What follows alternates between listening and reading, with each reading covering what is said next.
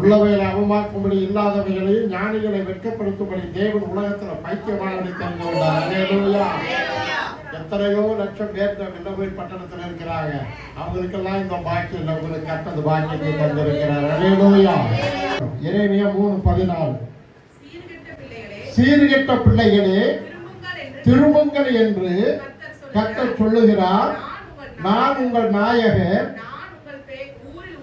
நான் உங்களை ஊரில் ஒருவனும் வம்சத்தில் 2 பேருமாக தெரிந்து உங்களை சீயோனுக்கு அழைத்து கொண்டு வந்து உங்களுக்கு என் இருதயத்திற்கு ஏற்ற மேய்ப்பர்களை கொடுப்பேன். அவர்கள் உங்களை அறிவோடும் புத்தியோடும் மேய்ப்பார்கள். அல்லேலூயா. பிரயோஜனமான சில வார்த்தைகளை நான் பேச போகிறேன். அல்லேலூயா. அப்போ ஊரில் ஒருவனும் வம்சத்துக்கு 2 பேருமாக தெரிந்து சீயோன் என்பது சபை. அப்போ அவங்க என்ன அறிவோடும் புத்தியோடும் மேய்ப்பர்களை உங்களுக்கு கொடுப்பேன். அல்லேலூயா. நீங்க அப்படி ஜெபிச்சுக்கணும். ஆண்டவரே, நாங்க என்ன செய்யணும்? உலகத்துல கத்துக்காததை, பெற்றோர்கிட்ட கத்துக்காததை நான் இங்க கற்றுக்கொள்ள வேண்டும். அப்ப என்ன சொன்ன, அவர் எங்களை அறிவோடும் புத்தியோடு மேய்க்கத்தான அபிஷேகத்தை என்ன செய்யணும் ஊழியர் மேல நீ அது செபிக்கணும். அல்லேலூயா. சும்மா வந்துட்டு நான் கடந்த தானே சொன்னேன், இந்த குரல் புட்டி தாண்டுனா தாண்டு குதிரை ஸ்தோத்திரம் பண்ணோம்னா ஸ்தோத்திரம் பண்ணுவோம். ஏதாவது சொன்னா செய்வோம். அப்புறம் நினைச்சு வேண்டாம், அப்புறம் மறுபடியும் வந்து சொன்னாதான் செய்வோம். இது அல்ல கிறிஸ்தவ வாழ்க்கை. அல்லேலூயா. இப்போ ஒரு பொண்ணை திருமணம் செய்கிறார். ஒரு பொண்ணை அந்த அம்மா முடியாதவங்க சரி விடுங்க, ஒரு பொண்ணை கல்யாணம் பண்றாங்க. மேடையில அந்த பொண்ணை மாப்பிள்ளை வந்து உட்கார்ந்து இருக்கிறாங்க. அந்த ரெஜிஸ்டர் பண்ணுவதற்கு முன்பு பொண்ணுடைய அப்பா அம்மாவை கூப்பிடுங்கன்னு சொல்லுவாங்க. இப்போ பொண்ணுடைய அப்பா அம்மா வந்துட்டு இந்த பொண்ணை என்ன செய்ய எதுக்காக கூப்பிடுறாங்க தெரியுமா? எதுக்காக கூப்பிடுறாங்க நீங்களும் சொல்லுங்க. புரியலையா? எதுக்கு? கையை கொடுக்கறதல்ல, இந்த பொண்ணுடைய கையை எடுத்து இதுவரைக்கும் இந்த பொண்ணுக்கு நான் பாதுகாப்பு. இனி பொண்ணுக்கு யார் தான் பாதுகாப்பு? நீ தான் பாதுகாக்கணும். இதுவரைக்கும் நான் காப்பாத்தினேன், இனிமேல் யார் தான் காப்பாற்றணும்? நீ தான் காப்பாற்றணும் அப்படின்னு சொல்லிட்டு கையை பிடித்து கொடுப்பார்கள். அல்லேலூயா. அப்போ அந்த பொண்ணு எப்படி இருந்தா அவன் வச்சு காப்பாற்றுவான்? வடக்கு போனா தெற்கு போய் கிழக்கு போனா மேற்கு போனாவா? அப்போ கணவனுடைய வார்த்தைக்கு எசைஞ்சு என் மனதா மாதிரி எத்தனை பேர் இருக்காங்க தெரியல. அப்போ அவங்க நகமஞ்சு அதே மாதிரி அப்ப சாடிக்கு தகுந்த மூடி அவங்க 2 பேர். புருஷன் எட்டலாம்னா நம்ம ₹1. அல்லேலூயா. ஆரம்ப திருமணம் ரொம்ப வறுமையில கொடுமையில திருமணம் நடந்தது. விறகு வாங்க காசு இல்லாம காடு காடா போயிட்டு விறகு வெட்டிட்டு வந்து அந்த விறகை நாங்களே காய போட்டு அப்புறம் தோட்டத்துக்கு ₹10 வாங்கினோம். அப்ப நான் தான் மாப்பிள்ளை விட்டார். பொண்ணு விட்டாரு வேற, என் தங்கச்சி நான் தான் மாப்பிள்ளை விட்டார். 10 ரூபாயாக காடு காட்டுக்கு வாங்கிட்டு திருமணத்தை நடத்தினோம். அல்லேலூயா. மிகவும் வறுமை, மிகவும் வறுமை. ஒரு முறை சோழ அம்பளி இல்லாம என்னுடைய தங்கச்சி அழும் பொழுது என் தங்கச்சியை கட்டிப்பிடிச்சு சொன்னேன். அப்போ தாங்க ஓரளவுக்கு வசதியா இருந்தது. ஞாபகம் இருக்கு என்னமோ தெரியல. மிகவும் கஷ்டம். அப்படித்தான் இந்த வாழ்க்கையெல்லாம் ஆரம்பிது. கர்த்தரை ரட்சித்த பிற்பாடு நீ கீழாகாமல் மேலாவாய், நீ வாழாகாமல் தலை. எங்களுடைய வம்சத்தை வாழ்க்கையை கர்த்தர் மாற்றினார். உன்னை மாற்றி இருக்கிறாரா? அப்போ இந்த கையை பிடிச்சு கொடுக்கும் பொழுது இதுவரைக்கும் நான் காப்பாற்றுறேன், நீ என்ன செய்யணும்? அப்ப இந்த பொண்ணு எப்படிப்பட்டவளா இருக்கணும்? புருஷன் வீட்டுல புருஷனோடு கூட இசைந்து அப்படின்னு கேட்டா புருஷன் நினைக்கிறதற்கு முன்னாடியே அந்த காரியத்தை என்ன செய்யணும்? செய்யக்கூடிய மனைவியா இருக்கணும். குறிப்பறிந்து செயல்படுகிற மனைவியா இருந்தால் அந்த மனைவி கேட்காமலே புருஷன் எல்லாவற்றையும் வாங்கி கொடுப்பார். அல்லேலூயா. சரி, இன்னொரு காரியத்தை சொல்றேன். ஆடு மாடு வித்து யாராலும் பார்த்திருக்கீங்களா? ஆடு மாடு விற்பனை செய்து யாராலும் பார்த்திருக்கிறீங்களா? ஆடு மாடு யாருக்காவது வியாபாரி கையில புடிச்சு கொடுத்தத பார்த்திருக்கிறீங்களா?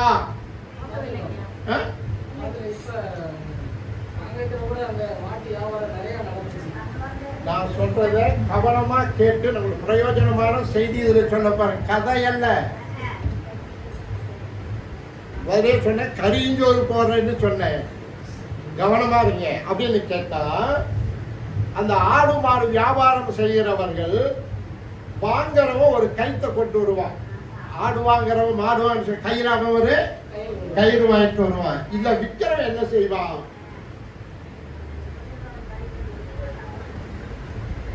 அந்த கைத்தை அவன் வாங்கிக்கிட்டு வாங்குறவன் கையில சொல்லுவான். அவன் கையில அந்த கவுத்தை கொடுத்துதான். அப்ப என்ன சொல்லுவான்? இது வரைக்கும் என்னடா ஆடு, இனி யாருடைய ஆடு? இது ஆடு. இதெல்லாம் உங்களுக்கு அனுபவம். இதெல்லாம் அப்படி சொன்னா எல்லாத்தையும் கத்துக்கணும். இதெல்லாம் நிறைய கதைகளை உங்களுக்கு நான் சொல்ல முடியும். அப்போ ஒரு ஆடு வித்தா மாடு வித்தா என்ன செய்யறான்? விற்கும் பொழுது அந்த கவுத்தை இவன் கைத்தடிச்சு இது வரைக்கும் என் கையில இருந்தது, இனி யார் கையில இருக்க போகுது? உன் கையில. இது வரைக்கும் நான் மேய்ச்சி தீனி போட்டு தண்ணி காட்டினேன், இனிமே என்ன செய்யணும்? நீ மேய்ச்சி தீனி போட்டு என்ன செய்யணும்? தண்ணி கட்டி வச்சுக்க சொல்லிட்டு அவன் கையில அவனுடைய கைத்தில பிடித்து கொடுக்கிறான். அல்லேலூயா. இப்பதான் பிரசங்கத்துக்கு வர. ஐயா, ஆடு விற்கிறதுக்கு அன்னைக்கு வந்தீங்க, ஆடு வாங்குறேன் கோழி வாங்குறேன்னு கதை பேசுனேன். இன்னைக்கு வந்து ஆடு கோழியே பேசுறேன். என்னதாயா சொல்ல போறேன்? அல்லேலூயா. வாசியுங்கள். மார்க் அப்போஸ்தலர் புஸ்தகம் 2ஆம் அதிகாரம் 40வது வசனம். இன்னும் அநேக வார்த்தைகளாலும் சாட்சி கூறி மாறுபாடுள்ள இந்த சந்ததியை விட்டு விலகி உங்களை என்று புத்தி சொன்னார். கிறிஸ்தவ வாழ்க்கை அல்லது உபதேசம் என்பது புத்தி சொல்றதுதான். இன்னைக்கு எல்லாரும் பிரசங்கம் பண்றாங்க. பிரசங்கமே அல்ல, பிரசங்கம் செய்த காலம் எல்லாம் போய்விட்டது. இது புத்தி சொல்லுகிற காலம். புத்தி சொல்றவங்களுக்கு முதல்ல என்ன செய்யணும்? அதுக்கு ஒரு அனுபவம் தேவை. அவங்க என்ன செய்யறத செய்யணும். புத்தி சொல்றவங்க என்ன செய்யணும்? பவுல் நிறைய இடத்துல சொல்ற, நான் உங்களுக்கு புத்தி சொல்ல, நீங்க எல்லாரும் என்ன போல ஆகுங்க, கிறிஸ்துவை பின்பற்றுவது போல நீங்களும் அப்படின்னு சொல்லிட்டு புத்தி சொல்றார். இன்னைக்கு நானே உங்களுக்கு இவ்வளவு தைரியமாக சொல்லுகிறேன் என்று சொன்னா, இந்த வசனத்தோடு கூட என் வாழ்க்கையை இணைத்துக் கொண்டேன். அல்லேலூயா. அந்த வேத வசனம் என்ன சொல்லுகிறதோ அப்படியே வாழ வேண்டும் என்று சொல்லி நான் வாழ ஆரம்பித்தவன். அல்லேலூயா. 34 சங்கீதம் 5வது வசனத்தை வாசிப்போம். அவரை நோக்கி பார்த்து பிரகாசம் அடைந்தார்கள், அவர்கள் முகங்கள் வெட்கப்படவில்லை. அல்லேலூயா. இயேசுவை பார்த்த முகங்கள் பிரகாசித்ததான என்ன செய்யல? வெட்கப்பட்ட போகிற. இன்னைக்கு உலக பிரகாரம் சொன்னா நிறைய இடங்களுக்கு என்ன செய்யறோம்? உலக மக்கள் கோயிலுக்கு போனேன், ஜோசியம் பார்த்தேன், அதை பண்ணினேன், இதை பண்ணேன், பூ வச்சு கேட்டேன், என்ன பண்ணியே என்ன இல்லை, எந்த பிரயோஜனமும் இல்லை. இந்த குழந்தைக்கு சாப்பாடு கொடுக்கிறோம். இந்த குழந்தை சாப்பிட்டு அப்படி வயிற்றாலேயே படுத குழந்தை என்ன பிறந்திருக்கு. அலையலையா. அந்த சாப்பாடு வயிற்றுல தங்கலாத என்ன செய்யும்? திங்கிறது தின்னவாக்கிலும் போயிருது. என்ன இந்த பிள்ளை இப்படித்தான் நிற்கும். இன்னைக்கு நாமெல்லாம் எப்படி நிற்கிறோம்? உங்களை பார்க்கும் பொழுது எனக்கு என்னையா கொடுத்து வைக்கணும், நல்லா தான் கொடுத்து எல்லாம் பண்றோம் நாம. ஆனா மற்றவர்கள் என்ன செய்யணும்? என்னை பார்த்து அவர்கள் இயேசுவை அறிந்து கொள்ள முடியல. என்னுடைய ஒரே ஏக்கம் தானே, என்னுடைய பிரசங்கத்துல எல்லாம் இருக்கு. என்னை காண்போர் உண்மை காண உன் சாயல் என்னில் வேண்டும். நான் பக்தன். என்னை யாரை பார்க்கணும்? இயேசுவை பார்க்கணும். என்னுடைய வாழ்க்கை, என்னுடைய காரியங்களை பார்க்கும் பொழுது எங்கெங்க போறீங்க? என்னங்க சரி ஒரு துணியை மாடலா தைச்சிட்டு போறேன். அக்கா அக்கா இந்த மாடல் ஜாக்கெட் யாருக்கா தைக்கிற? எங்கக்கா? என்ன விலைக்கா?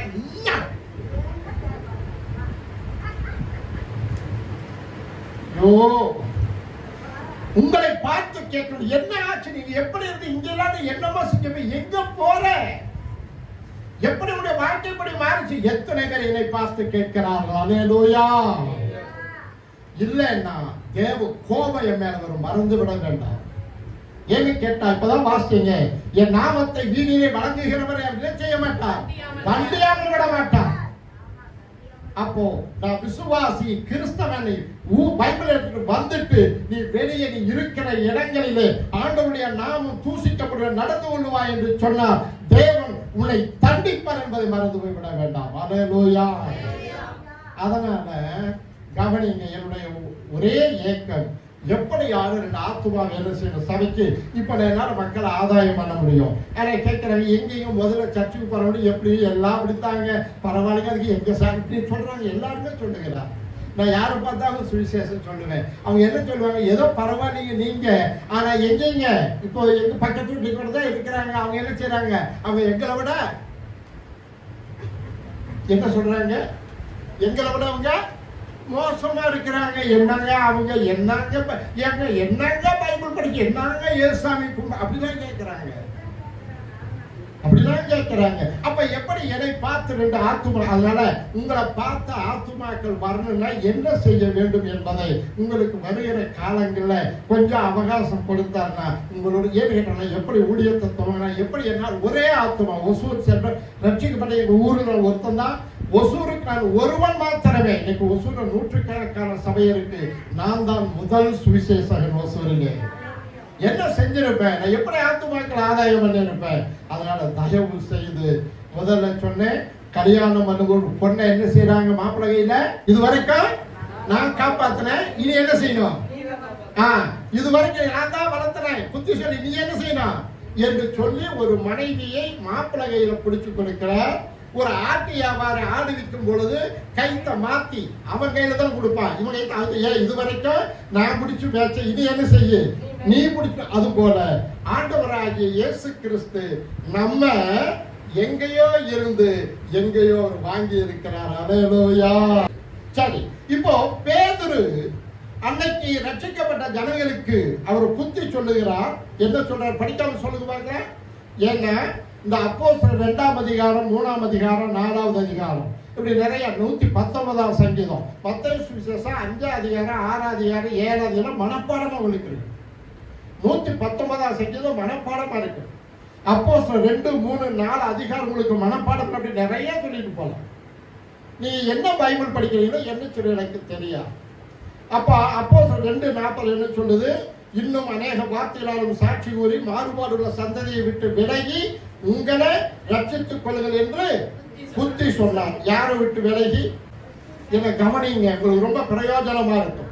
நான் சொல்லக்கூடிய இந்த வார்த்தைகளை நீங்கள் கற்றுக்கொண்டு கை கொள்ளவில்லை என்று சொன்னால் கர்த்தர் நிச்சயமாக 2024 நீ இருக்கிற இடத்துல கர்த்தருடைய சாட்சியாக நிறுத்துவார். அல்லேலூயா. எல்லாரும் பொய்யா சொல்லி அதெல்லாம் அப்படிலாம் இல்ல. ஜெபிச்சுக்கிட்டே இருக்கிற ஒரு விமோசனம் இல்லை. நான் சொல்றது நீங்க கேட்டு பாருங்க. நான் சொல்றது இல்லை, நான் சொல்லக்கூடிய வசனத்தை கேட்டு பாருங்க. நிச்சயமாக கர்த்தர் ஒரு பெரிய மாற்றத்தை கொண்டு வருவார். அல்லேலூயா. படிங்க 2 கொரிந்தியர் 6, 16, 17 படிங்க. 16 கடைசியில் தான் படிக்கணும், இதுதான் பரவாயில்ல படிங்க. 2:17 படிங்க. போது நிறைய நேரம் எடுக்க வேண்டாம், நேரம் பத்தாது. ஆனபடியா நீங்கள் அவர்கள் நடுவில் இருந்து புறப்பட்டு பிரிந்து போய் அசுத்தமானதை தொடாதிருங்கள் என்று கர்த்தர் சொல்ற. சீக்கிரம் படிக்கணும். அப்பொழுது நான் உங்களை ஏற்றுக்கொண்டு பிதாவாய் இருப்பேன், நீங்கள் எனக்கு குமாரரும். அருமையான வார்த்தை தெரியுங்களா? இதை மனசுல பதிவு வச்சுக்கணும். அவர்கள் நடுவில் இருந்து புறப்பட்டு பிரிந்து போய் அசுத்தமானதை தொடாதீர்கள் என்று கர்த்தர் சொல்லுகிறார். அப்பொழுது நான் உங்களை ஏற்றுக்கொண்டு உங்களுக்கு நான் பிதாவாய் இருப்பேன், நீங்கள் எனக்கு குமாரரும் குமாரத்திலுமாய் இருப்பேன் என்று சர்வ வல்லமையுள்ள கர்த்தர் சொல்லுகிறார். அல்லேலூயா. இப்போ இந்த பொண்ணுடைய அப்பா யாரு இருக்காங்க? அப்பா அந்த பிள்ளை அவர் எப்படி பார்க்கிறாரு? கிழிஞ்சு போட்டு அனுப்பிச்சிருக்கிறாரா? பரட்டத்துல அனுப்பிச்சிருக்கிறாரா? பட்டினி போட்ட பிள்ளையாட்டமா இருக்கு. என்ன அவங்க அப்பா என்ன செய்யறாரு? அந்த பிள்ளைக்கு வேணுங்கிறத வெடியால போதுங்கிறத பொழுதோட கொடுத்து இன்னும் என்னம்மா உனக்கு வேணும், ஏமா உனக்கு பிடிச்சிருக்குதாம்மா கேட்கிறாங்க. இதுதான் அப்படிதான் சொல்றீங்க. ஏம்மா இப்போதுமா உங்களுக்கு பிடிச்சிருக்கா? அப்ப நீ 13:19 சொன்னது சரிதான். ஒருவன் ராஜ்யத்தின் வசனத்தை கேட்டு உணராதிருக்கும் பொழுது பொல்லாங்கன் வந்து அவன் இருதயத்தில் விதைக்கப்பட்டதை பறித்து. யாருக்காலும் புரிஞ்சுதான்? யாருக்காலும் புரிஞ்சுதான்? ஏன் உங்களுடைய மனசுல வார்த்தை நிலைக்கல அப்படின்ற முதல்ல சொன்ன. நீங்க குரங்குட்டியா இருக்காதீங்க, அவங்க பாஸ்ட் குரங்காட்டியாவே இருக்கணும். அப்ப என்ன சொல்ல சொன்னாதான் என்ன செய்வேன்? நானே செய்வேன். அது சொன்னா அதோட சரி. அதை குச்சி எப்படியெல்லாம் ஆட்டலாம் என்ன செய்யும், அப்படியே குரங்கு என்ன செய்யும். அது மாதிரி அல்லோலாயா போடலாம், அல்லோலாயா தோஸ்தரம் பண்ணுவோம்னா தோஸ்தரம், அதோட சரி. நீ என்ன செய்யற? இன்னொருக்கா படிங்க அந்த வசனத்தை. ஒருவன் ராஜ்யத்தை பரலோக ராஜ்யத்தின் வசனத்தை கேட்டு உணராதிருக்கும் போது போதும் போதும் போதும். இந்த வசனத்தை கேட்டு என்ன செய்யணுமா? உணர்றதுனாக்கா அது ஏதோ ஒரு உதாரணம் சொல்லுங்க, ஒரு உதாரணம் சொல்லுங்க. ஒரு இடத்துல போறோம், உப்பு கசப்பா போட்டு, இப்ப நான் இந்த சிஸ்டர் வீட்டுக்கு போறேன், பாஸ்டர் சாப்பிட்டு போங்கிறாங்க. என்ன நினைப்பிலையோ போட்டாங்க, சர்க்கரை போடுற மாதிரி வாரி போட்டாங்க, சாப்பிட்டுட்டேன். அந்த வீட்டுக்கு போகும்போதெல்லாம் எனக்கு எது ஞாபகத்துக்கு வரும்? அந்த அம்மா போட்ட உப்பு போட்ட சோறு ஞாபகத்துக்கு. அது என்ன செஞ்சிட்டு, என்ன உணர்த்திட்டுது. அல்லது ஒண்ணு வேண்டாம், வாசற்படி இடிச்சிட்டுதுன்னா அங்க போன தானா தடை முடிஞ்சு எப்ப போனாலும் சரி. நான் சொல்ற காது விட்டு கேட்கிறீங்களா, மண்டை பிச்சுக்கலாமான்னு இருக்கு. அப்ப என்ன செய்யணும்? ராஜ்யத்தின் வசனத்தை கேட்டு நீங்கள் உணராதிருக்கும் பொழுது, அப்ப இந்த வார்த்தை யாருக்காக? ஆமா, மக்களுக்காக சொல்ற. இப்ப அது உணர்வுங்கிறது ஒரு வழி, உணர்வுங்கிறது ஒரு வழி வழி சொல்றேன். அப்படின்னா என்ன சொல்றது, சுருக்குன்னு சொல்லிட்டாங்க. எப்படிங்க? இது என்ன செய்யுது? மறக்கவே. அது அந்த வழி எங்க வந்துச்சு? மனசுக்குள்ள வச்சுட்டு. அப்போ இந்த வசனம் இப்படியெல்லாம் இருக்குதே, நான் இப்படியெல்லாம் செய்யணும்னு சொல்லுது, நான் இந்த மாதிரி எல்லாம் செஞ்சுக்கிட்டு இருக்கிறேனேங்கிற உணர்வு உங்களுக்குள்ள வந்தாதான் அந்த வார்த்தை உங்களுக்குள்ள நிற்கும். சரி, அப்ப முதல்ல சொன்னேன் 7:7-11 பொல்லாதவர்களாகிய நீங்கள் உங்கள் பிள்ளைகள் நல்லதை கொடுக்கிற அறிவு இருக்கும் பொழுது உனக்கு நான் நன்மையானதை கொடுக்க மாட்டேனான்னு சொல்லி கர்த்தர் கேட்கிறேன். அந்த வசனத்தின் வாசிங்க.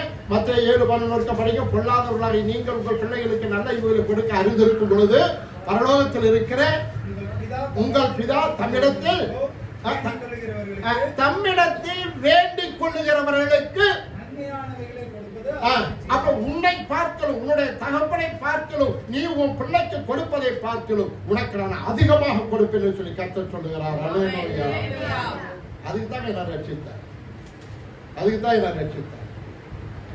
நான் தான் சொல்றேன், பின்னாடி போகும்போது சட்டை இழுத்துட்டு போவேன். பின்னாடி இருக்கிறதா என்ன செய்ய டிராய் பேசலாம், ஓட்டையாக்க கையில் என்ன செய்ய நடக்க அப்படியே சும்மா ஜென்டலாக பிடிக்கும். சட்டை இழுத்துது ஓட்டை மறைச்சிட்டே போவோம். நாங்களாம் அப்படிதான் இருந்தோம். இன்னைக்கு போட்டு வைக்கிறதுக்கு எனக்கு பீரோ இல்லைன்னு ஒரு பீரோ வாங்கினா. அல்லேலூயா. அப்ப நீ கீழாகாம எல்லா விஷயத்திலையும் அல்லேலூயா. அப்போ என்னை ஆசீர்வதித்த கர்த்தரை ஆசீர்வதிக்க மாட்டார். அல்லேலூயா.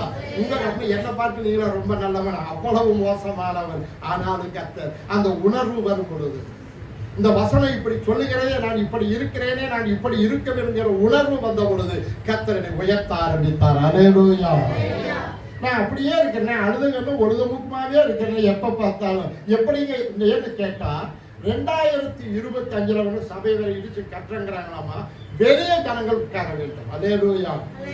என்ன செய்யணும்? நான் போன தடவை சொன்னேன், ஆடு இந்த வருஷம் வாங்கிட்டு அடுத்த வருஷம் ஆடு 2 ஆடு எத்தனை குட்டி போட்டுக்குது? 2 ஆடு 4 குட்டி. ஆமா. அப்புறம் என்ன செய்யுது? முதல்ல சின்ன ஆடு இருக்கும், அப்புறம் பெரிய கொடாப்பு, அப்புறம் பட்டி.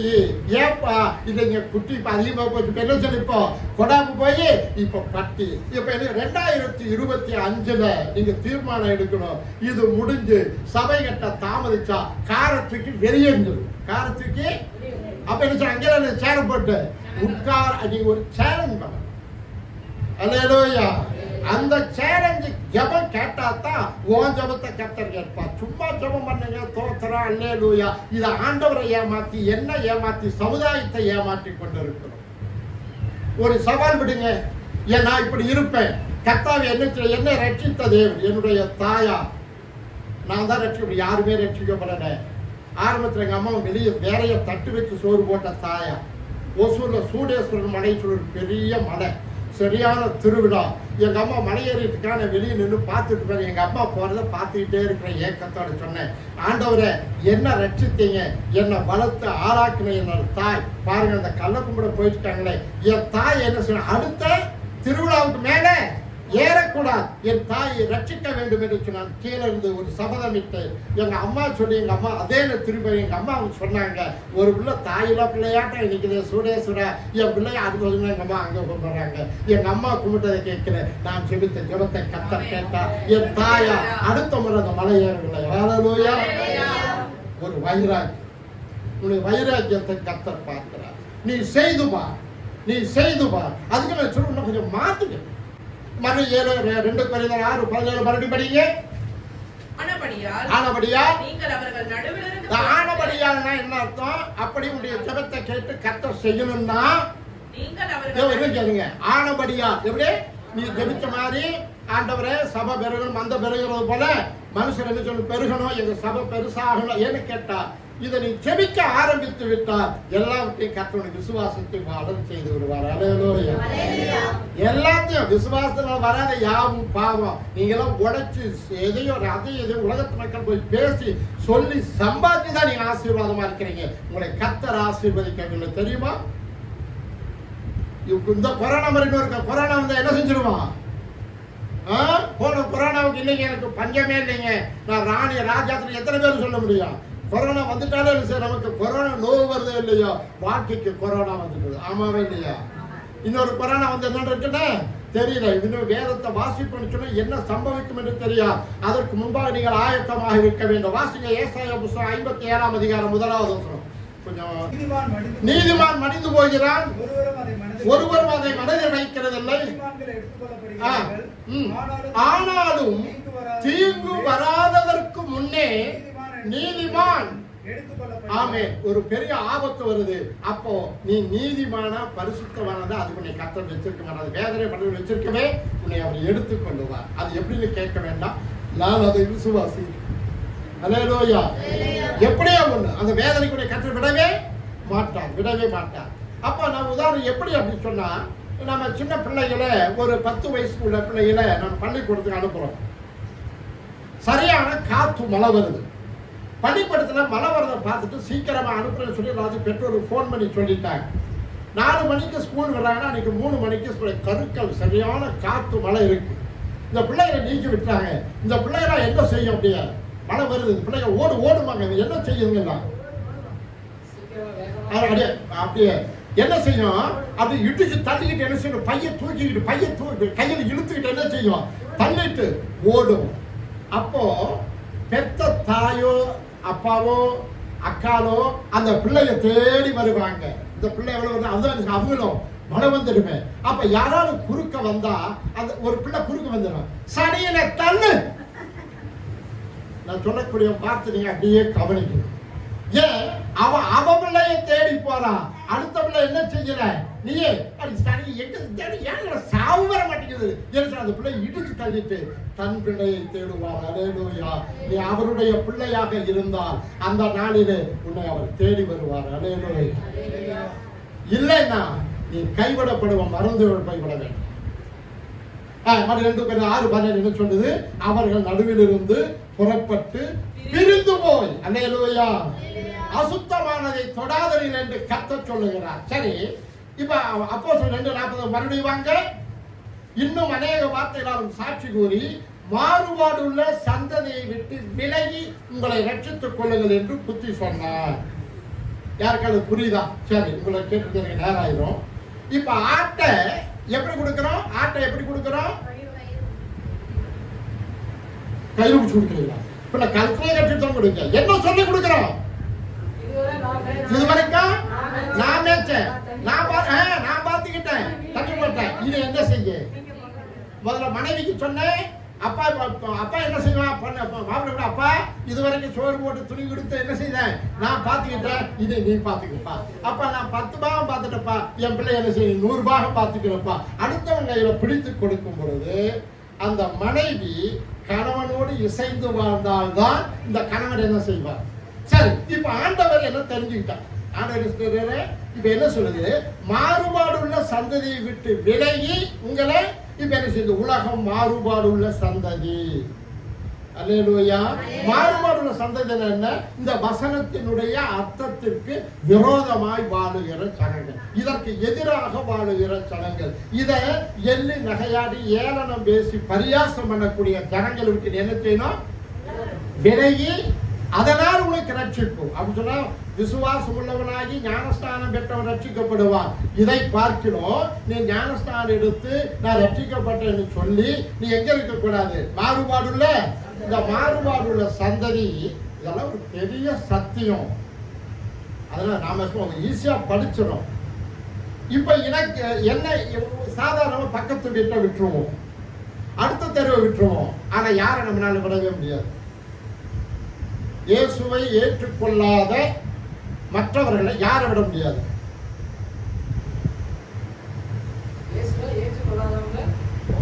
பக்கத்து தெருவு மற்ற ஜனெல்லாம் வேண்டாங்க, அவங்களை விட்டுருங்க. இப்ப நான் இயேசுவை ஏற்றுக்கொண்டேன், எனக்கு பின்னாடி மாறுபாடு சந்ததிக்கு யாரு? அக்கா, தங்கச்சி, ஓட்டுனது, உரசுனது, கொடுத்தது, வாங்கினது, சொந்த பந்தம். இது என்ன செய்யும்? எல்லாத்தையும் விட்டுருவான், எதை மட்டும் விட மாட்டான். இதை விடவே மாட்டோம். அல்லேலூயா. அப்போ நான் என்ன செய்யறேன்? இப்போ கிரயத்திற்கு கொல்லப்பட்டீரேன்னு போடுற பிரசங்கம் பண்ணேன். விலையேறப்பட்ட ரத்தத்தினால் மீட்கப்பட்டீரேன்னு சொல்லி பிரசங்கம் பண்ணேன். இப்போ வாங்கிட்டு போன ஆட்ட மாட்ட அவன் கட்டுத்துறையில் இல்லாம ஏன் கட்டுத்துறையில நிக்குதுன்னா நான் கைது பிடிச்சு கொடுத்துட்டேன். இப்ப கல்யாணத்துக்கு போயிருக்கிறேன், கவனிக்கிறீங்களா? அங்க கரிஞ்சோறு அப்படியே மணக்குது, கொஞ்சம் லேட் ஆகும். இங்க ஆட்டை சீக்கிரமா முடிஞ்சிடும், வந்துட்டு பிடிச்சி கட்டிக்கலாம், நிழல கட்டலான்ட்டு போயிட்டேன். இப்ப சோறு வெந்துகிட்டு இருக்குது. இப்ப சோத்தை பாப்பியா ஆட்டை பாப்பியா? சரியா உணர்வு இருக்கிறவங்க சொல்லுங்க. வெயில் காலங்க, ஆட்டை கட்டிட்டு போயிட்டேங்க, சீக்கிரமா வந்துட்டா பிடிச்சி கட்டலான்னு. அதுல அந்த நாடு அதுக்குள்ள போனையும் ஒரு சுவாசம் திருட்டு வந்துருந்தானே அப்படின்ட்டு போனேன். ஆனா நீ போற நேரம் அப்பதாங்க வெந்துகிட்டு இருக்குது. இப்ப ஆடு வெயில்ல கிடக்குது. இங்க கரிய சோத்தை பாப்பியா, வெளியில கிடக்கிற ஆட்டை பாப்பியா? ஏன்? அதுக்கு விலை கொடுத்து வாங்கி இருக்கிறேன். அது யார் நம்பி இருக்கு? உங்களை நம்பி இருக்கு. இப்போ ஆண்டவர் என்ன செஞ்சுட்டாரு? என்ன ரட்சித்து மாறுபாடுள்ள சந்ததியை விட்டு விலகின்னு சொல்லிட்டு எனக்கு புத்திமதியை சொல்லிட்டு 2 Corinthians 6:17 வாசிச்சோம். அப்படிப்பட்ட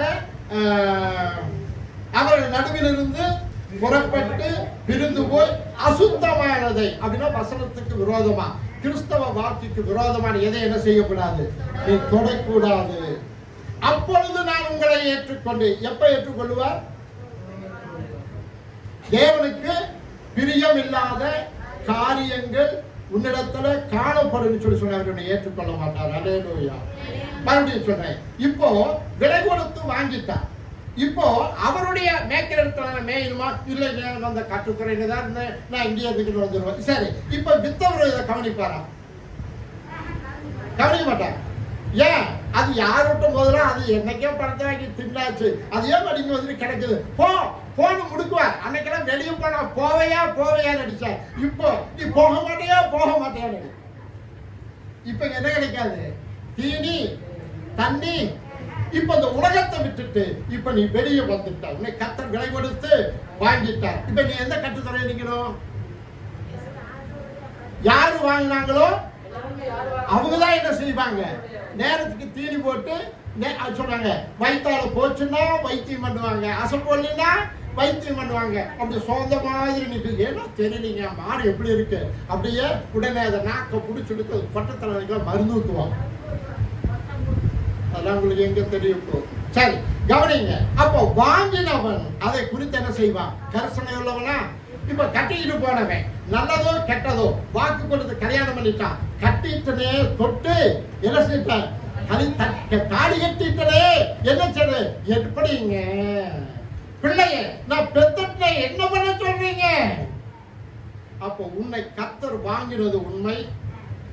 நீ அப்படியே உலகத்துல இருந்து சமுதாயத்துல விட்டு சொந்த பந்தத்தை விட்டு நீ விற்றது உண்மை என்று சொன்னால் நீ எந்த கட்டுத்துறையில் இருக்கிறியோ அங்கதான் உனக்கு மேய்ச்சல் கிடைக்கும். அல்லேலூயா.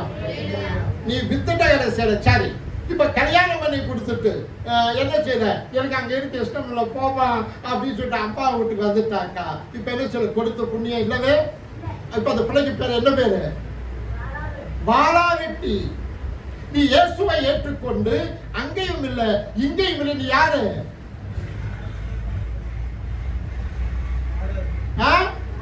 வாளாவெட்டி.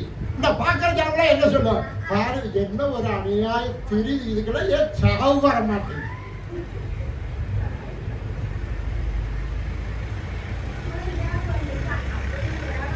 இப்ப ஏசாமி ஏத்துக்கிட்டோம். ஏன் ஏசாமி ஏத்துட்டா? அங்க ஒரு புண்ணியமும் இல்லைங்க. சரி, அங்க இருந்து இங்க வந்தாச்சு. இங்க இந்த வருஷம் நாளோட இல்ல, இந்த வருஷம் நாளோட இல்ல. இங்க உட்காந்து என்ன பேச மாட்டியே? அங்கிருந்து ஏன் இங்க வந்தேன்? எதுக்குமே வந்தேன்? ஐயா என்ன பேச தொலைங்க. வெளியே எதுக்கு உள்ள வந்தேன்? வெளியே இப்ப என்ன இருக்கு? உள்ள என்ன இருக்கு? அப்ப நான் எதுக்காக வந்தேன்? சபையை விட்டு நிழலுக்காக வந்தேன். இங்க வருஷிக்க நாளோடு இல்ல, இங்கேயும் வெயில் அடிக்குது. அதுக்கு எங்கேயே இருந்திருக்கலாம், அங்கேயே இருந்திருக்கலாம். நீ இயேசுவை ஏற்றுக்கொண்டதற்கு அங்க என்னால முடியல, அதனால நான் இங்க வந்தேன். நீ இங்க வந்து இப்படி இருந்தா நீ எதற்கு இயேசுவை ஏற்றுக்கொண்டாய்? உன்னை பார்க்கிற ஜனங்கள் எப்படி இயேசுவை ஏற்றுக்கொள்ளுவார்? அல்லேலூயா. இதான் புரியுதுங்களா? ரொம்ப கஷ்டமா இருக்கு உங்களை பார்க்கும் பொழுதெல்லாம். அப்போ நீ என்ன சொல்லி எங்கேயோ தப்பு பண்ற. அல்லேலூயா. அப்படின்னா கர்த்தர் தெய்வமானால் கர்த்தரை பின்பற்று, பாகால் தெய்வமானால் அப்படின்னு சொல்லி எடுக்க வேண்டாம் அப்படின்னு சொல்லி எளியா சொல்றார். அது வேண்டாம். கர்த்தர் தெய்வம்னா கர்த்தரை பின்பற்று, பாகால் தெய்வம்னா ஏன் நீ குந்தி குந்தி நடக்கிற? இப்படி என்ன செய்யல? இதையும் விட முடியல, இதையும் பிடிக்க முடியல. ஆனா தேவன் அப்படி சொல்லல. இந்த மாறுபாடு உள்ள சந்தையை விட்டு விலகி. அப்படின்னா என்ன அர்த்தம்? ஏங்க அவங்க இல்லாம எப்படிங்க? அல்லேலூயா. அவங்க இல்லாம கட்டாயம் அவர்கள் வேண்டாம் வேண்டாம் என்று சொல்லவில்லை. அல்லேலூயா. எல்லாரும் வேதத்தை எடுத்துக்கொள்ளுங்க. ஏசாயா 58:13 எடுத்துக்கொள்ளுங்க. பரிசுத்த நாளாகிய ஓய்வு நாளிலே உனக்கு இஷ்டமானதை செய்யாதபடி. உனக்கு இஷ்டமானதை செய்யாதபடி. கவனிக்கணும். இருங்க, என்ன கவனிக்க. இன்னைக்கு சனிக்கிழமைக்கெல்லாம் விட்டுறது வரையிலும். நாளைக்கு பார்த்துக்கலாம், ஞாயிற்றுக்கிழமை பார்த்துக்கலாம், லீவு தானே அப்படின்னு கேட்டா, இன்னைக்கு காலையில 6 மணிக்கு லைன்ல நின்னா 1000 ரூபாய் பணம் வேணும். பணம் தர்றாங்க அரசாங்கத்தில். ரேஷன் கார்டு வேணும், ஆதார் அட்டை வேணும், அப்படி நிறைய எல்லாம் அடையாளம் கேட்கிறாங்க. நிறைய ஒரு 5 அடையாளம் கொண்டுட்டு போனா பணம் 1000 ரூபாய். 6 மணிக்கு போகணும். நீ எப்ப அதெல்லாம் தேடுவ? அது வேணா உஷாரு பாரு. எப்ப தேடுவோம்? ஏன்? எத்தனை மணிக்கு போகணும்? அப்ப நான் தேடிட்டு இருந்தாங்க. லைன்ல 10 பேர் வேற யாரெல்லாம் செருப்பை போட்டு போய் ஓரம் பண்ணிருக்காங்க. அது இல்லை, அது என்ற செருப்பு, அது இடம். 1000 ரூபாய் கொடுக்கிறான்னு என்ன செய்யறோம் முதன்னைக்கு? ஆனா ஆராதனைக்கு வரோம்னா 10 மணிக்கு ஆராதனை. 10:30 வராதிங்க, தயவு செய்து சொல்றேன். 10 மணிக்கு. நான் ஏற்கனவே ஒரு முறை பிரசங்கம் பண்ணேன்.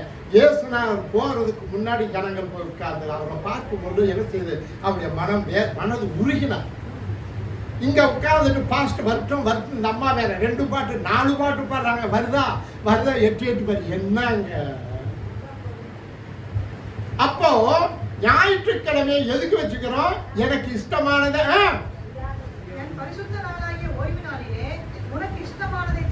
உனக்கு இஷ்டமானது அந்த வாரத்துல நீ என்னெல்லாம் நினைச்சிட்டு இருக்கிறையோ அன்னைக்கு அதை ஞாயிற்றுக்கிழமை செய். இஷ்டமானதை செய்யாதபடிக்கு. அப்படியாக்கா அன்னைக்கு நீ விரும்பலபடி அங்க போலாம் இங்க போலாம் போகாமலும் அப்படியா அன்னைக்கு என்ன செய்யக்கூடாது? சொந்த பேச்சுனா வீட்டு காரியங்கள். பிள்ளைக்கு கல்யாணம் பண்ணலாம், எதையோ ஒண்ண வீடு கட்டலாம். ஏன் இதுக்கு உட்கார்ந்து என்ன செய்ய முடியாது? ஆராதி வரவே எல்லாமே உட்காந்து கண்ணு எப்படி நேராச்சுனோ தெரியல. கண்ணு மாதிரி மட்டும் மாதிரி நேராகி போச்சு. அப்ப ஞாயிற்றுக்கிழமை சொந்த பேச்சனை செய்யக்கூடாது, பேசாமலும். இந்த நாள் எப்படிப்பட்டதா?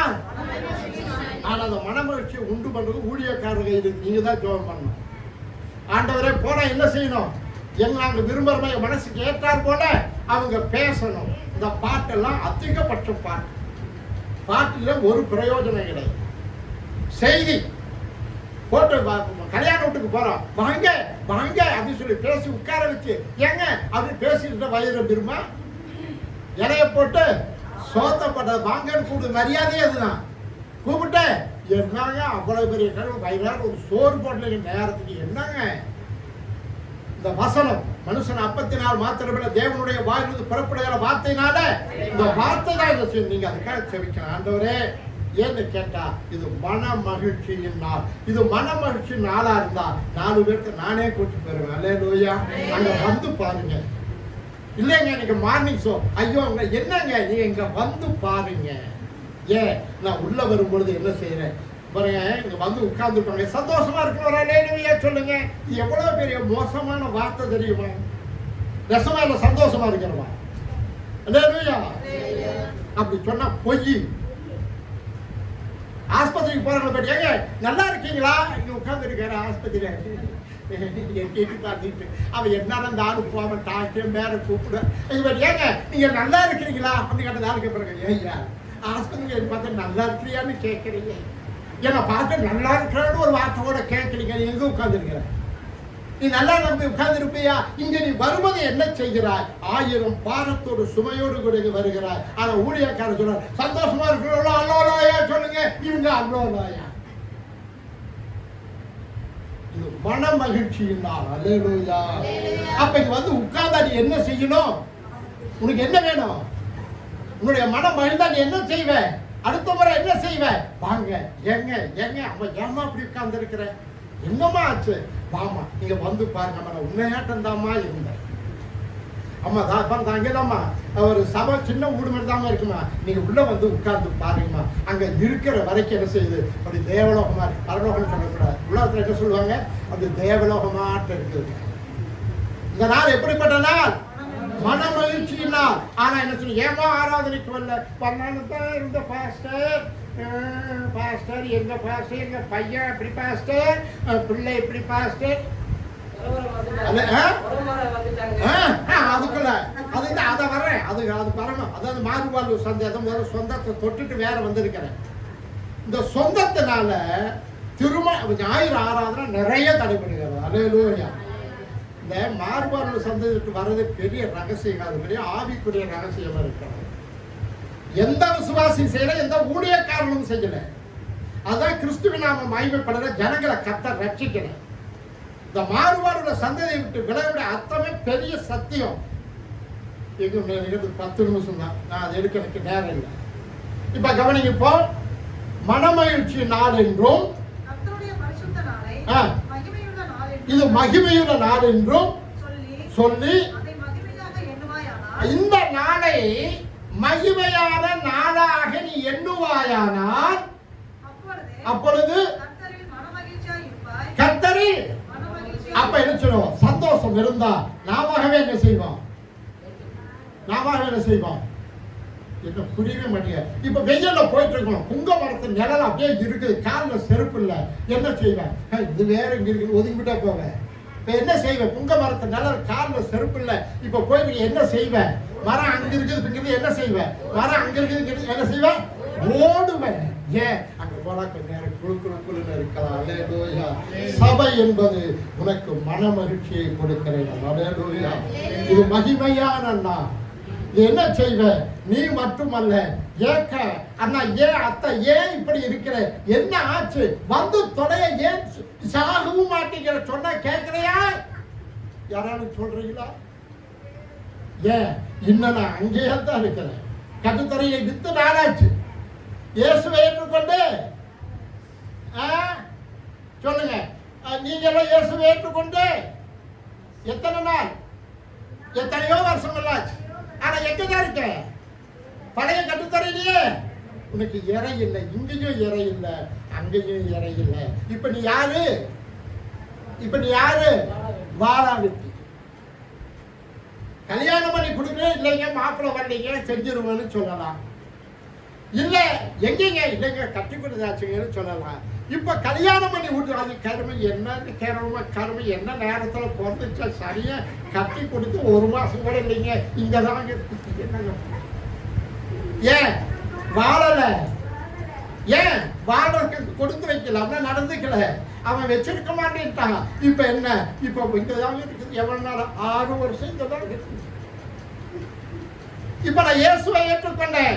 என்ன சொல்லி ஏற்றுக்கொண்டேன்? இயேசுநாதரை தேடினா, ரட்சிக்கப்பட்டா, சபைக்கு போனா, ஆஹா அங்கே ஆகலாம் இங்கே ஆகலாம், என்னமோ எறும்பெல்லாம் என்ன செய்ய, எறும்பு கண்ணா போடுதான், கோழி எல்லாம் மாட்டுக்கண்ணா போடுதான். சபைக்கு போனா, ஜெபம் பண்ணா, எங்க வீட்டுக்கிற எலியெல்லாம் என்ன செய்யுது, ஆட்டுக்குட்டியா எறும்பு கண்ணா குட்டி போடாம சர்ச்சுக்கு போனா அப்படிலாம் நடக்குதா மட்டும் முதல்ல உள்ள வந்தோம். இப்ப என்ன செய்ய மாட்டேங்குது, அதை இப்ப குட்டி போட மாட்டேங்குது. பாஸ்டர் ஜெபம் பண்ணுங்க பாஸ்டர், சிஸ்டர் எங்க ஆடு ஏதோ மாடு செனையே நிக்கல, ஜெபம் பண்ணுங்க பாஸ்டர். அல்லேலூயா. ஒரு வசனம் வாசிங்க. சங்கீதம் 91 15வது வசனம் முதல் வரி. என்னை நோக்கி கூப்பிடுவான், நான் அவனுக்கு மறு உத்தரவு அருளி செய்வேன். அல்லேலூயா. ரோட்ல இருந்து இப்ப எங்க பேத்திய சின்ன இருக்கிறா, போய் வளர்ந்துட்டா, இப்ப அங்க இருக்கிறா, ஏதோ ஒண்ணு எறும்பு கடிச்சிடுது. கத்துன உடனே இங்க இருந்து அம்மா என்ன செய்வா, பாரு சனியை கத்திக்கிட்ட கிடக்குது அப்படின்னு சொல்லுவா. என்ன செய்வா, கையால் இடிச்சதோ இந்த கீழே இருந்தாலும் அதெல்லாம் தெரியும். என் பிள்ளை கத்திட்டது, நீ உண்மையாக அவருடைய பிள்ளையாக இருப்பாய் என்று சொன்னார். அவன் என்னை நோக்கி கூப்பிடுவான், நான் மறு உத்தரவு. அம்மா அப்படின்னா என்னம்மா? அல்லேலூயா. கேட்டுக்கிறேன். அப்பொழுது நான் உங்களை ஏற்றுக்கொண்டு உங்களுக்கு நான் பிதாவாய் இருப்பேன், நீங்கள் எனக்கு குமாரரும் குமாரத்தியுமாய் இருப்பேன் என்று சர்வ வல்லமையுள்ள கர்த்தர் சொன்னார். ஆதியாகமம் புத்தகம் 17ஆம் அதிகாரம் முதல் வசனம். 99 வயதான போது கர்த்தர் ஆபிரகாமுக்கு தரிசனமாகி, நான் சர்வ வல்லமையுள்ள தேவன், நீ எனக்கு முன்பாக நடந்து கொண்டு உத்தமனாயிரு. இப்ப ஆபிரகாம 12வது அதிகாரத்துல வாசிக்கிறோம். என்ன செய்யுது, தேசத்தை, உன் இனத்தை, உன் தகப்பன் வீட்டை விட்டு நான் காண்பிக்கிற தேசத்துக்கு 4வது வசனம் சொல்லுது, கர்த்தர் ஆபிரகாமுக்கு சொன்னபடியே அவன் புறப்பட்டு போனான். இப்ப 17ஆம் அதிகாரத்துல சொல்ற, நான் எப்படிப்பட்ட தேவன், சர்வ வல்லமையுள்ள தேவன் அப்படின்னு சொல்ல. என்னால செய்ய முடியாத காரியம் ஒண்ணுமே. நீ என்னடா சொல்ல, ஆடு மாட்டை விட்டேன், சொந்த பந்தத்தை விட்டேன், அப்பம் விட்டுட்டு வந்துட்டேன்னு நீ கவலைப்படாத. இருக்கிற ஊரை விடணும், சொந்தத்தை விடணும், அப்பா மேலையும் அது அப்படி. இப்ப நாம என்ன செய்யறோம், இயேசு மாறுபாடு உள்ள சந்ததியை விட்டு விலகி. இப்ப நீ என்ன செய்ய, நான் தெரிஞ்சுக்கிட்டேன், ஊரின் ஒருவனு வம்சத்துக்கு 2 பேர் ஒருத்தர் தெரிஞ்சுக்கிட்டேன். நீ என்ன செய்ய, நீ சீயோனுக்கு தான் வர வேண்டும். நீங்க வந்தேன்னா உன்னை அறிவோடும் புத்தியோடும், ஏன்னா உலகத்துல உனக்கு நீங்க சொல்லக்கூடிய ஆறுதல் தேர்தல் எங்கேயுமே கிடையாது. நான் அடிக்கடி சொல்லுவேன், பேத்தியை அடிச்சுட்டா மருமக பேத்தியை அடிச்சுட்டான். இப்ப மாமியாங்கிறது வருவா, மாமியா ஒரு மாதிரி மாமியா, மருமக பண்றது எதுவுமே, மாமியா உடைச்சா மங்குடம், மருமக உடைச்சா பொங்கலம், ஒரு மாதிரி. இப்ப இந்த குழந்தை அழுகுது. இந்த குழந்தைல என்ன தெரியுமா சொல்லுவா, போச்சாது. யாருக்கு, பாட்டி. அடி விழுந்துட்டுது, தடிச்சு போச்சு, ஆனா தேடிட்டு அழுகுது. இது என்ன செய்வா, போச்சாவது ஒப்ப மறுட்டும், அவளை பாரு, போச்சாது நீவினா இந்த பிள்ளை அழுவா சடைக்கும். ஆனா என்ன செஞ்சுட்டு இருக்கா, தேம்பும். அல்லேலூயா. என்ன செய்யும், அழுவா கிடைக்கும், ஆனா என்ன செய்யும், தேம்பும். அல்லேலூயா. இப்படியே சொல்லி எங்கேயோ விட்டா. சரி, இப்ப கவனிங்க.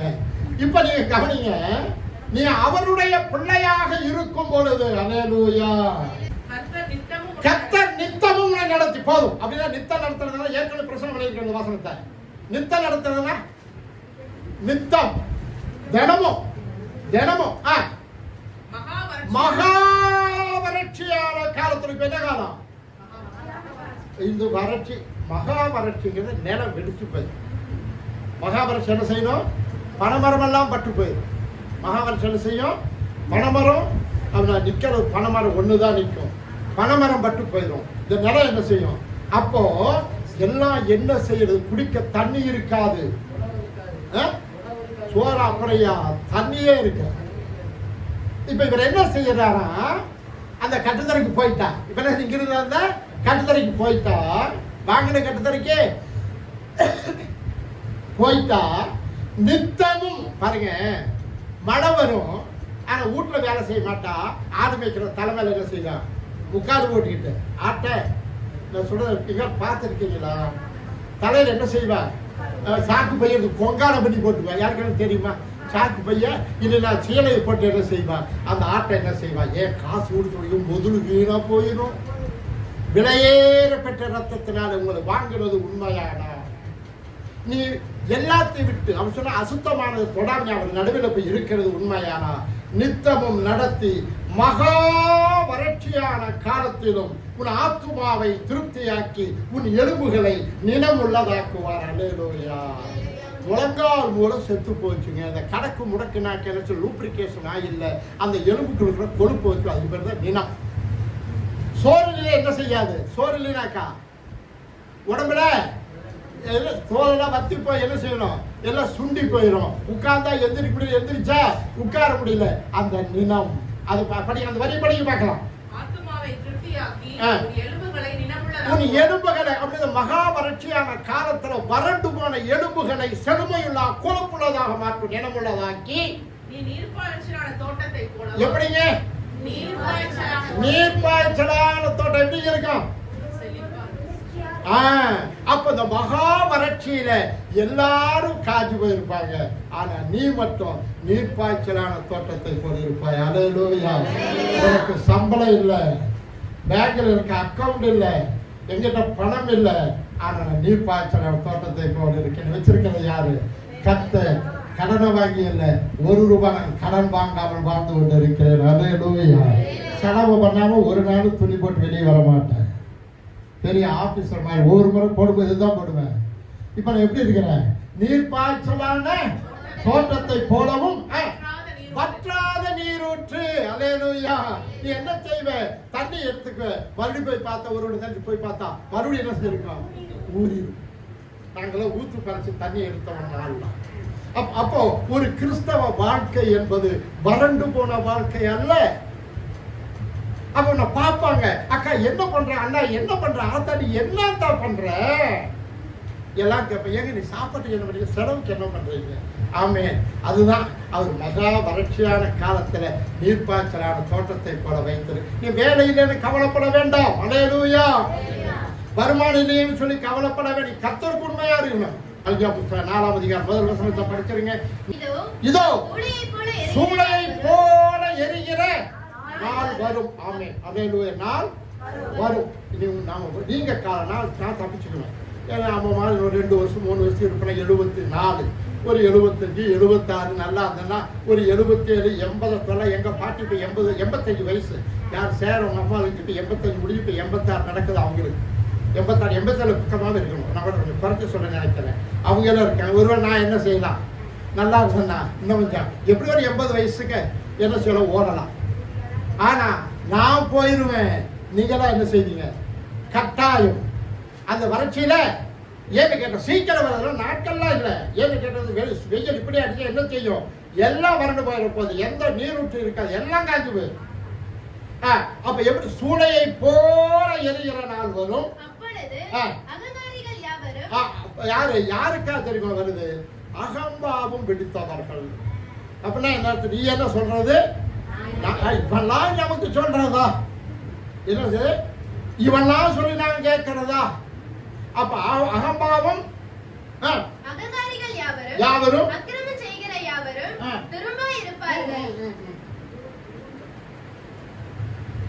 அகங்காரிகள் அக்கிரமம் செய்கிறவங்க. இப்ப இன்னைக்கு எதாவது நடந்துட்டு இருக்குது? தேசத்துல ஏன் நடக்குது? அக்கிரமம். அல்லேலூயா. கணக்கிட முடியுமா? கணக்கிட முடியா. நடக்கிற எல்லாமே இதுதான். அக்கிரமம் பெருகிட்டு குறைஞ்சிட்டு இருக்குதா? அக்கிரமம் பெருகுதா குறையுதா? அப்ப என்ன செய்யும்? இந்த நாள் சீக்கிரமாக வரும். அல்லேலூயா.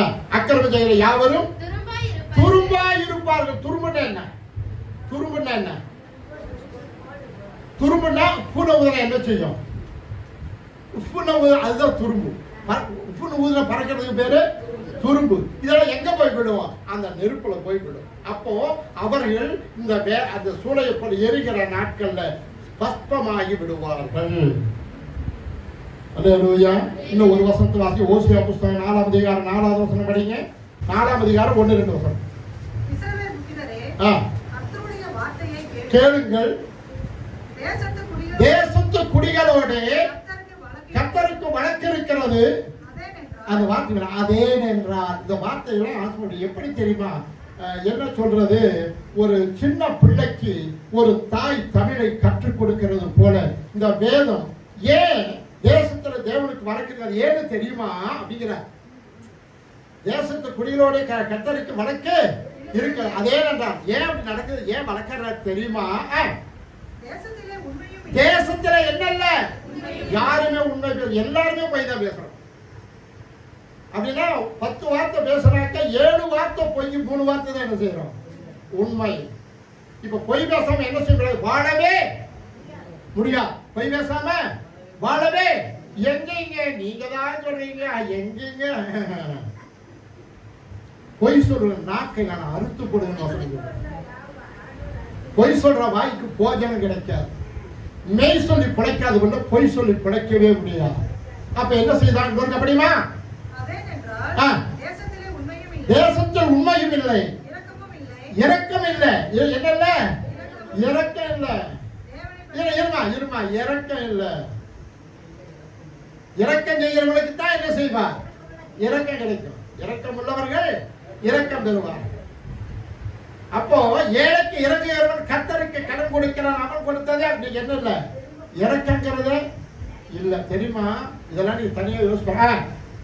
தேவனை பற்றிய அறிவும் இல்லை. அப்ப கடவுள்னா என்னங்கிற, ஏசப்பா யாருங்கிற அறிவு இல்லை. என்னமோ சரி அந்த ஏசாமி கோயிலுக்கு போனா பரவாயில்லன்னு சொன்னாங்க. என்னமோ போறங்க தோத்திரம் பண்ணுன்னு சொல்றாங்க. நானும் தோத்திரங்க என்னமோ அப்படியே தாங்கிற ஒன்றும் அப்படி ஒன்றும் சொல்றதுக்கு இல்லைங்க. அடுத்தவங்க வருவாங்க. அல்லேலூயா. அப்ப என்ன நான் போய் தோத்திரம் பண்ணுங்கிறவங்க தோத்திரம் தான் சொல்றாங்க. கட்டை கிணத்தை கேட்டா தோட்டம் அப்படிலாம் சொல்றாங்க. எங்கேயும் அப்படியே தான் அங்க இருக்குது. அங்கேயும் போய் கூட ஒன்றும் சொல்ல பிரயோஜனம் இல்லை. எப்படி வருவாங்க? பொய்யானையிட்டு பொய் சொல்லி கொலை செய்து திருடி என்ன எப்படி போறாங்களா?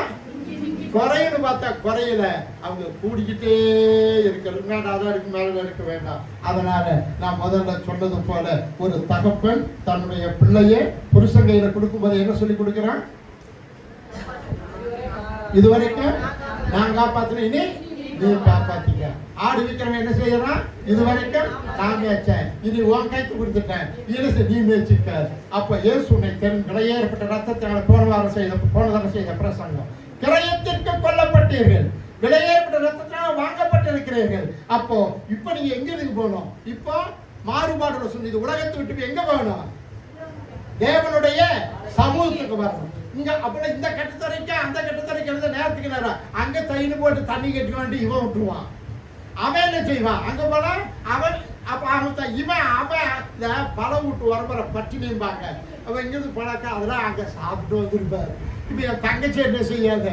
அதெல்லாம் அண்ணன் சாப்பிடாமே வந்துருப்பாரு. அதெல்லாம் அங்க சாப்பிட்டு வந்திருப்பாரு. அங்க என்ன செய்வாங்க? அதெல்லாம் அந்த தங்கச்சி சுட்டுக்கு போறாங்க, இப்படி சுட்டு போடுவாங்க. நான் கேட்க முடியாது. இப்ப நான் என்ன செய்வேன்? விற்கனா அப்படி அப்புறம் அந்த மாதிரி நான் போக வேண்டியது. இப்போ ஒண்ணு கர்த்தர் தெய்வம்னா கர்த்தரை பின்பற்றுங்கள். பாகா தெய்வம்னா குந்தி நடக்கூடாது. இந்த கட்டுத்தரையும் அந்த கட்டுத்தரையிலும் இந்த மாறுபாடு சந்தேகம் பற்றி இன்னும் நான் பிரசங்கம் பண்ணல. அது ஒரு பெரிய செய்தி. இந்த மாறுபாடு சந்ததியை விட்டு நான் ஏன் விலக வேண்டும்? நீ விலகினாதான் கர்த்தருடைய ஆசீர்வதிப்பார். அப்ப நான் என்ன செய்றேன்? நீங்க இப்ப அவங்களாம் அந்த கோயிலுக்கு போறனால இப்ப சத்தியமா நான் போறது நீங்க அப்பெல்லாம் போய் கோழியா இருப்போம். இப்பெல்லாம் இல்லைங்க சாமி சத்தியமா. இப்ப நான் ஏசுனா இருக்குது இங்க தான். ஆனா எங்க இருக்கிற உறவெல்லாம் எங்க இருக்கு? அங்கதான். கால் தான் அங்க இருக்குது, மனசெல்லாம் அங்க இருக்கு, அங்கதான் இருக்கு. அதுக்கெல்லாம் நிறைய நான் காசு சொல்ல. அதனால தயவு செய்து 2025 புது வருஷத்துக்கு என்ன செய்யணும்? இந்த காரத்துக்கு என்ன செஞ்சிடணும்? வெளியே ஓட்டணும். இது மாதிரி சேர் என்ன சொன்னோம்? 50 சேரை வாங்கணும். அங்க உட்கார்ந்து இருந்தாதான் உன்னுடைய ஜெபத்தை கர்த்தர் கேட்கிறார் என்று சொல்லி அர்த்தம். உன் ஜெபத்தை கேட்கணும்னாக்கா நீ இந்த கட்டுத்தரையில வந்து குட்டி போடணும். பட்டி பெருகணும்னா என்ன செய்யணும்? இறைய நல்லா சாப்பிட்டா என்ன செய்ய முடியும்? அதுக்கெல்லாம் போனதானே எல்லாம் பிரசங்கம் பண்ணேன். இந்த சத்தியத்தை கேட்டு நீ வளர்ந்து நீ என்ன செய்யணும்? ஆத்துமாக்களை நீ குட்டி போட வேண்டும். 2025 நியூ இயர் சர்வீஸ்க்கு என்ன செஞ்சிருக்கணும்? பாஸ்டர் வாடகைக்கு சேர வேண்டும். அல்லேலூயா. செய்வீங்களா?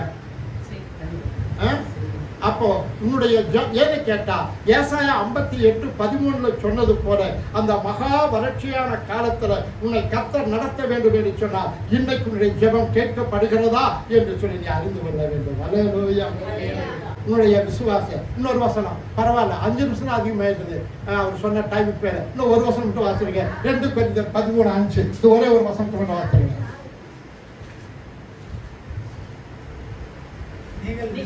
நீங்கள் விசுவாசம் உள்ளவர்களோ என்று உங்களை நீங்களே சோதித்து அறியுங்கள். உங்களை நீங்களே பரீட்சித்து பாருங்கள். இயேசு கிறிஸ்து உங்களுக்குள் இருக்கிறார் என்று உங்களை நீங்களே அறியீர்களா? நீங்கள் பரீட்சைக்கு நில்லாதவர்களாக அறியீர்கள். அப்ப என்ன செய்யணும்? உன்னுடைய ஜெபத்தை கர்த்தர் கேட்கிறார், உனக்குள்ள இருக்கிறார். இந்த 2024 நீ ப்ரூவ் பண்ண வேண்டும். அல்லேலூயா. அப்பதான் நீ விசுவாசி. இல்லைன்னா உன்னை பார்க்கணும் தேசவாசி. தேவன் துக்கப்படுவார். உன்னை அப்படி பிள்ளை பெற்று பிரயோஜனம் இல்ல. ஏன் நீ பிறந்து செத்து தொடர்ந்தவளை பரவாயில்லை, நீ ஏன் பிறந்த சொல்றமே இல்லையா? எதுக்கு என் பிள்ளையா பிறந்த? அப்போ அதுக்கு இதுக்காக இத்தனை பாடுபட்ட அவர் வருத்தப்படுவார். அதனால என்ன செய்யுங்க? இப்போ என்ன செய்யணும்? விற்கப்பட்ட கட்டுத்தரை விட்டு எங்க போகணும்? வாங்கின கட்டுத்தரைக்கு அது என்ன செய்யணும்? முற்றிலும் என்ன செய்யணும்? அதை மறக்க வேண்டும். அல்லேலூயா. இன்னும் கூட மாட்டை வித்து கண்ணுக்குட்டி வச்சிருக்கிறோம். கண்ணுக்குட்டி வந்து மாடு பால் கூட கொடுக்க கூடாது. அல்லேலூயா. சொல்றது புரியுது?